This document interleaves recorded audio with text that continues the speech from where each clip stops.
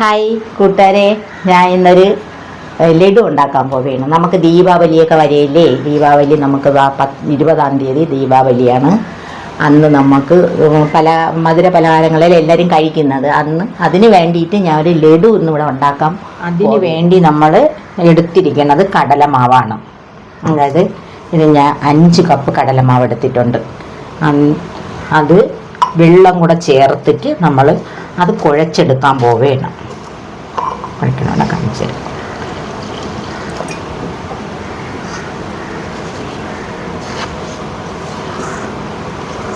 അത് ഈ എണ്ണയിലോട്ട് നമ്മൾ ഒഴിക്കുകയാണ്. ഈ ലഡു ഉണ്ടാക്കാനായിട്ട് കടലമാവ് മാത്രമാണ് എടുത്തിട്ടുള്ളത്. ഉപ്പോ വേറെ ഒന്നും നമ്മളിതിൽ ചേർത്തിട്ടില്ല.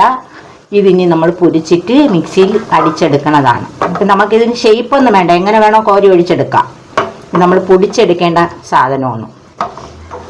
ഇതാണ് അതിൻ്റെ ഒരു കണക്ക്.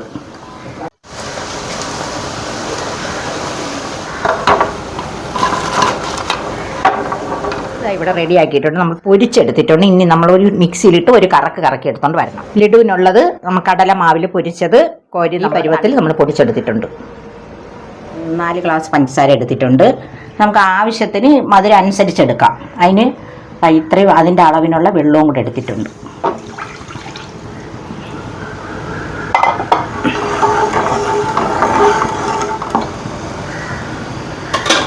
നമ്മൾ ഒരു നുള്ള് കളറിടണം.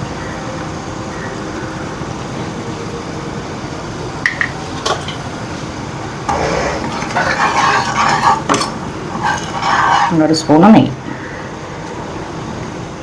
ഏലക്കപ്പൊടി, നമ്മൾ നേരത്തെ പൊടിച്ചു വെച്ച ലഡുവിനുള്ളത് ഇതെടുത്ത് ചേർക്കുകയാണ്.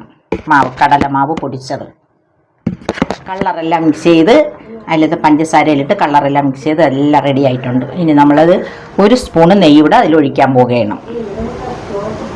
നമുക്ക് വേണമെങ്കിൽ, നമുക്ക് വീട്ടിലായതുകൊണ്ട് നെയ്യൊക്കെ കൂടുതൽ വേണമെങ്കിലും എടുക്കാം. വിശ്വസിച്ച് നമുക്ക് മക്കൾക്ക് കൊടുക്കാം. തീ നമ്മൾ ഓഫ് ചെയ്തിട്ടുണ്ട്. അല്ലാതെ ഇതുപോലെ ഉരുട്ടിയെടുത്തിട്ടുണ്ട്.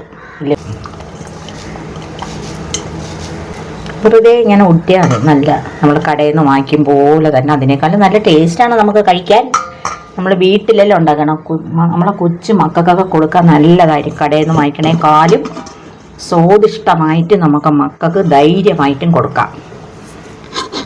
നമ്മളെ ലഡു ഇവിടെ റെഡി ആയിട്ടുണ്ട്. എല്ലാവരും ഇത് ഉണ്ടാക്കി നോക്കണം.